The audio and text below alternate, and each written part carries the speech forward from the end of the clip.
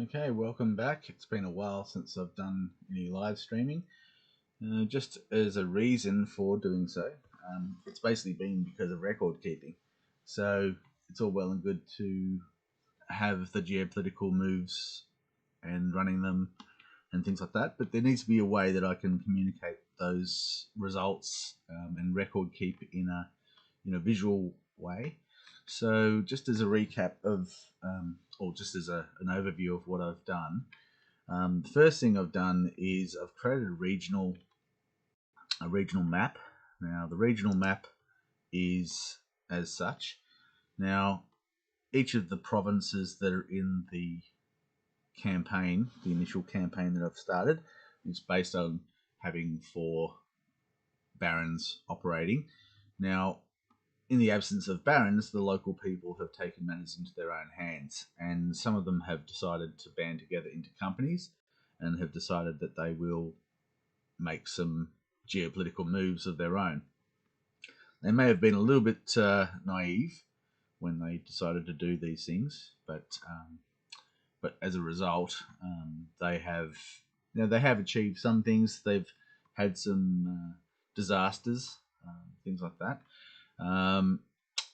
So what I'm going to do is I'm just going to show what I've done. So first things first, I've got a regional map here in front of me, and when I zoom in on it, it does show the fog of war, and it does show areas that have been explored. Now, the regions that are exposed, you can see these lines. These are consecrated tracks between towns, villages, hamlets, and farms.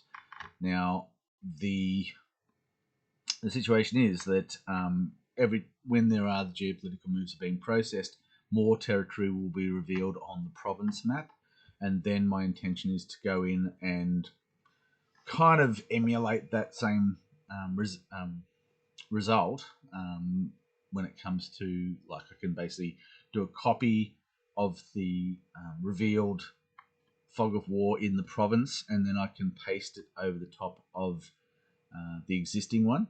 And what that'll do is it'll slowly reveal territory on the regional map.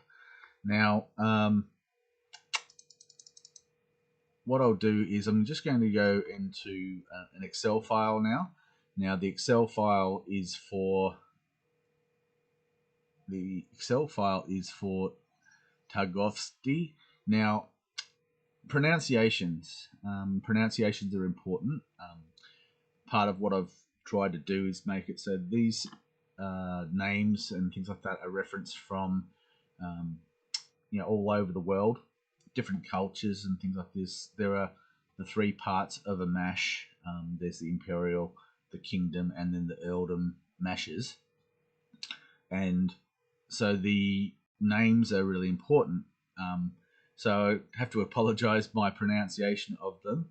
I may be incorrect. I have tried to find translation programs and things like that to basically make it so I can actually pronounce things better. What I'm going to try and do is, while I'm here on this video, I'm going to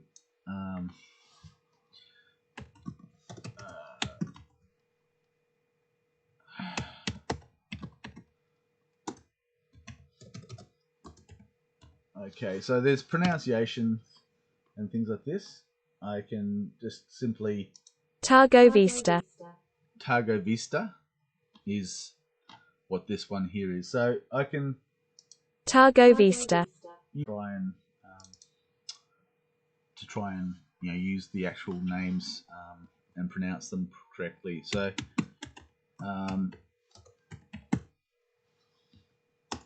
here's another one.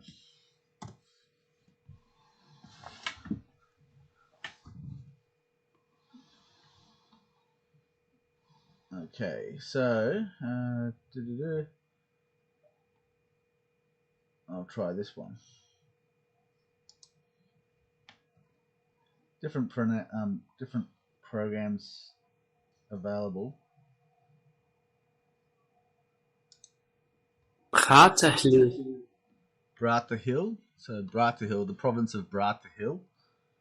Brattahlid, Brattahlid, Brattahlid, It's almost like the B is silent. Brattahlid. And anyway, so just a little side aspect to what I'm trying to achieve. I really want I don't want them to be shortened. I don't want them to be, I mean, the thing is, the local people of these provinces aren't going to appreciate it. So, unless people try to pronounce them correctly, there's probably going to be a result of, some sort of negative. The local people aren't going to appreciate it. Anyway, so I'm going to go into the Excel document for Tavasti. And I'm just going to make sure. Well, anyway, forget about that. I'll go into that. So what I've got here is the overview file for Tavasti. Now, what I've got up the top, I'm not going to zoom in straight away. I'm going to move that so that I can get on the screen, and then okay. So what I've got here is the overview file. So collating all the information and keeping it in a overview file, I think is really important for, like, from a visual point of view. I can kind of show a little bit better than if I had it in a Word document or something like that. So the first thing is I've got all of the towns, villages, hamlets, and farms on the far left-hand side in a row going down. Then what I've got is going across, I've got like the headlines. So the bards of these provinces can basically put up headlines of what is going on in a particular area. So right now I'm clicking on it, and you can kind of see in the whatever you call this in Excel. I'm not sure what we could call it. Anyway, I can't change the font size to make it bigger. It's really just, this is what's in the cell. So in the cell, I'm putting in the headlines and things like this. And so it can kind of be used visually for live stream and stuff like that. At this sort of zoomed out perspective, I can still, click on, and it'll at least come up in the top bar here. Anyway, so we've got 30 days of headlines across the top here. Now we've got all the towns, villages, hamlets, and farms on this side. If I need to extend, this is the information of, this is record keeping for the towns, villages, hamlets, and farms. Now, if I want to add more, I'm going to have to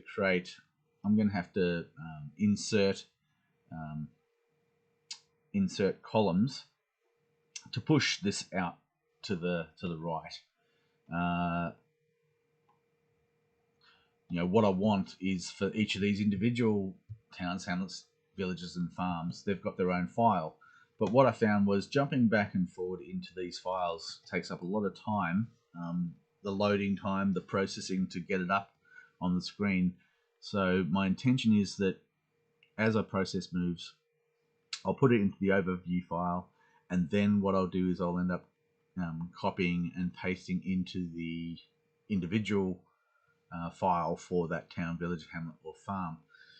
The other trick that I've learned is to effectively copy from the overview file, paste it into the Paint program, and then cut it from there and paste it back into the Excel file, which effectively means that it's just a normal image that can be moved and maneuvered around, and it doesn't lose its formatting and things like that. Anyway, so we've got on the left-hand side towns, villages, hamlets, and farms. Across the top here, we've got all the headlines from what's going on in that particular day. So this is day 1, day 2, day 3, day 4, etc. Now, down the bottom here, what I've got is the companies. So a company is a group of 20. A company can have a sponsor, the person who organised the group to get together and sometimes providing the strategic and tactical planning and things like that. Then you have a leader of the expedition who deals with the on the spot, in the field, tactical decisions that are being put in place, the tactics of what they want to achieve. What if they're trying to go from A to B? Well, that's what the strategic decision, the objective that was put forward by the sponsor. Then the leader will effectively try to tactically make that happen.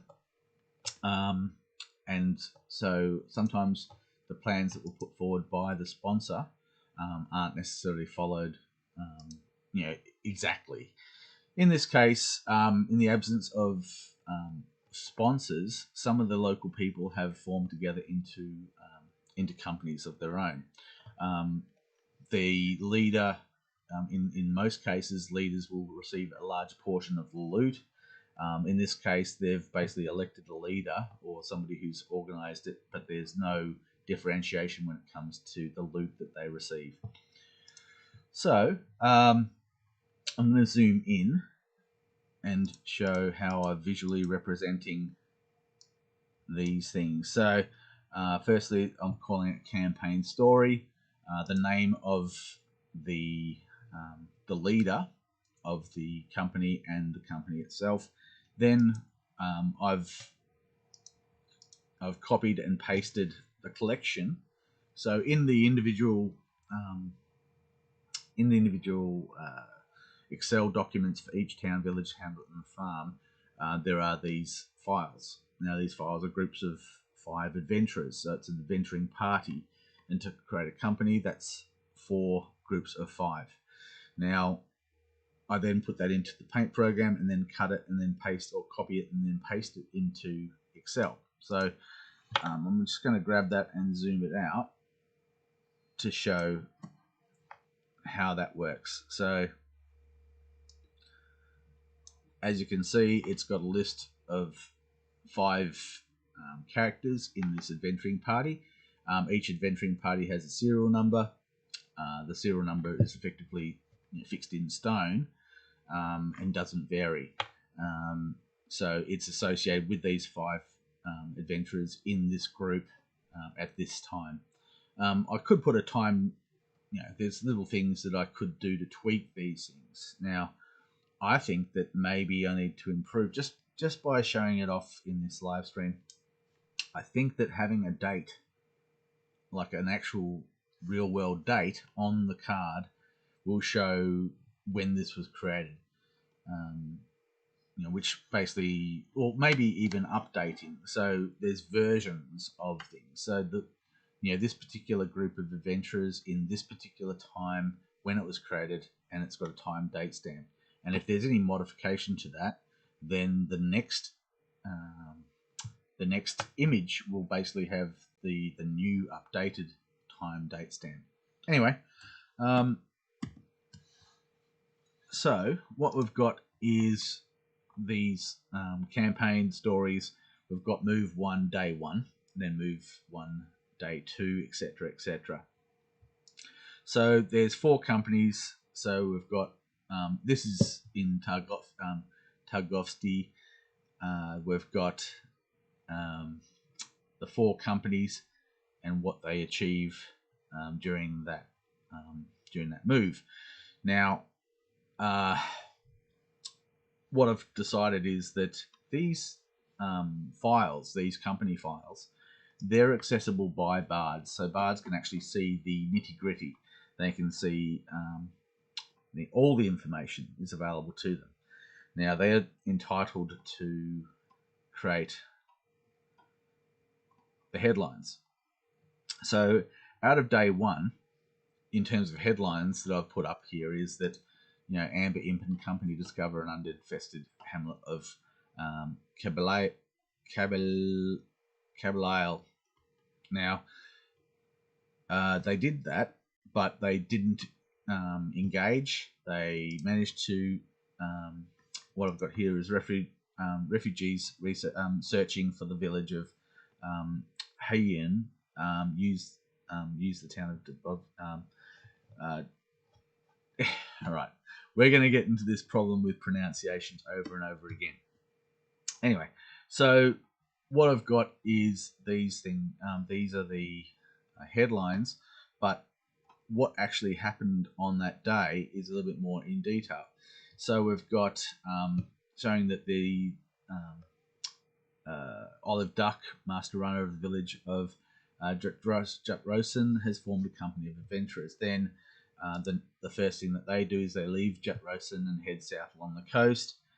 There's a map that I've copied and pasted to show where they've gone. Then they discovered a group of settlers from Samraj Imperium and escort them back to the village. So that's the these are the settlers that they found. Then that's what they did on day one. This group here, they decided to leave Halabov and head northwest into the wilderness. That's their map that they chose to follow. Then what they did was they found a group of refugees who were surrounded by undead. Now, these undead were dragging them back to an unfested hamlet. So they discovered the hamlet, but they discovered the hamlet, but they didn't engage. They managed to extract the refugees without having to engage in contact with the primary force of undead. So they did. That's the card that I drew for that particular encounter, and it was a 19 difficulty. So they managed to extract without too much trouble. So they broke off contact and then returned to the town of Holobov with the refugees.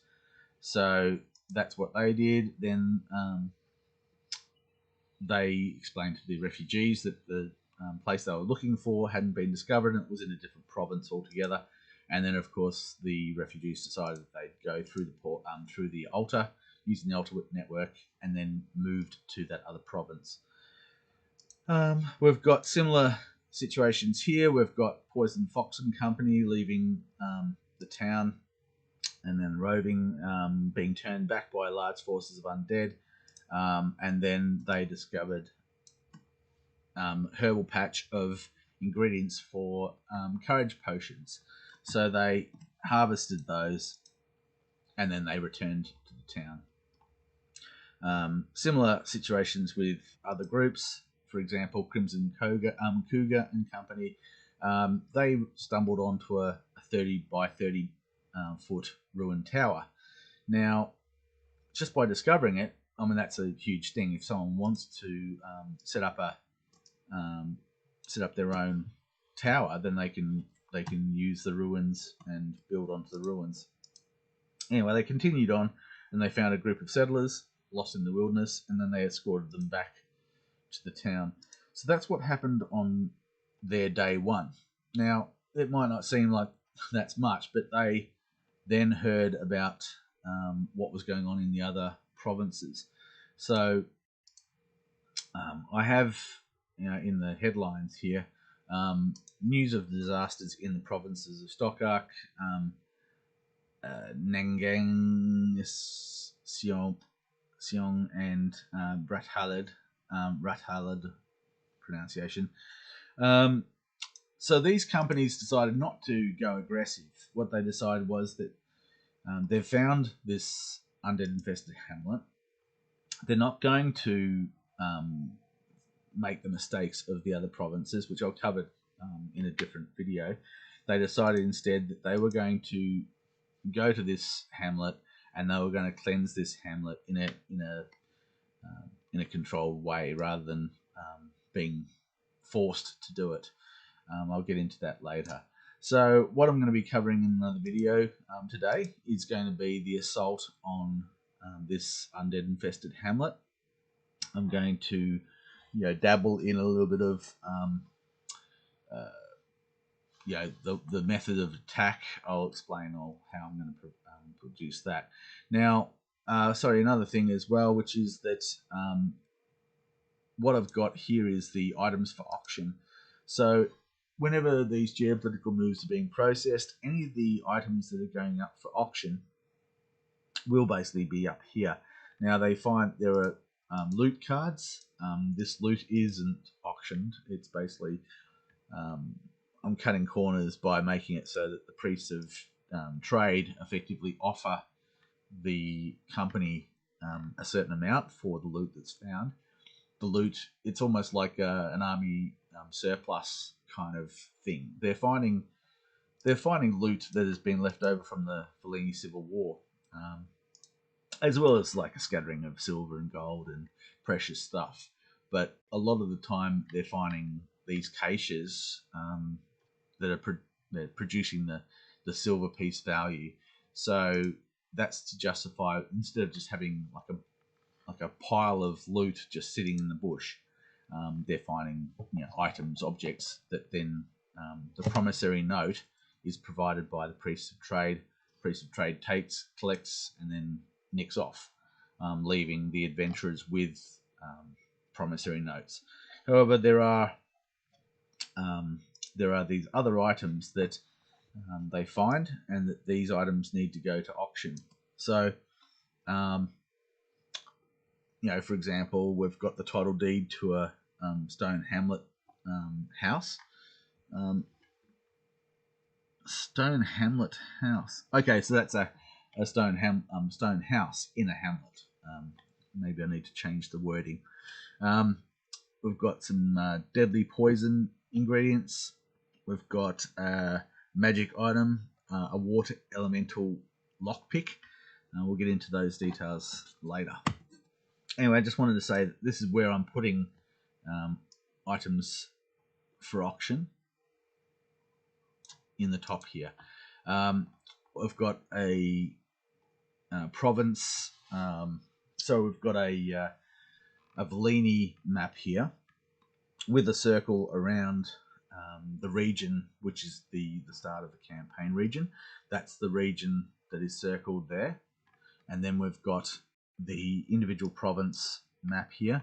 I think I spoke before about the XY coordinates. So that's the XY coordinates on the side. So referring to locations is based on that XY. I'll zoom a bit more. And we've got, I'll move Tavosti over here. So what I've got is the breakdown of the ID for the location. So this is the town of Holobov. That's the ID number for it. That's the XY coordinates for it. Now the revenue is based off tax revenue of the people in this area. Then we've got the population, and all these things are they're based on the number of people who are currently living in it. I'm just going to zoom in a bit more, and we've got, for example, Holobov. The maximum population of this town, based on amount of the number of houses and places, dwellings and such, is 320. But this is at the start of the campaign. There's only 60 people living in this town that's capable of having a lot more people in it. I've also got things like the defences, the granary, the crypt, cistern, and sewer. Tax revenue is 400,000 silver pieces for this town. In terms of, this is what taxes are paid into the fund that is the tax revenue fund. Anyway, we'll cover a little bit more in another video. I'll just end it there.